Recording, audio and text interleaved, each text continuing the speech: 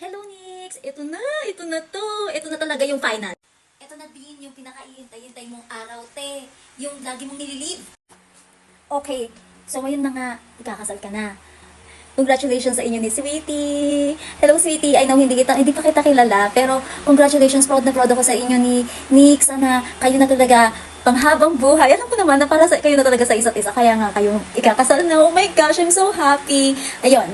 Basta maging masaya kayo sa inyong buhay bilang mag-asawa. Alagaan mo ang Nikki ko. Tsaka, Nikki, sana maging humble ka pa rin. Saka yung pagiging matulungin mo, yung pagiging maalalahanin mo sa lahat ng tao sa paligid mo, at saka yung pagiging persistent mo sa paghingi ng tulong sa mga kaibigan mo, lalo na kapag kailangan nila ng financial support. Na-appreciate ko yon. Napakabuti niyong tao. Just keep God in the center para bigyan niya kayo ng katatagan, ayun, bigyan niya kayo ng matibay na pundasyon, ayun.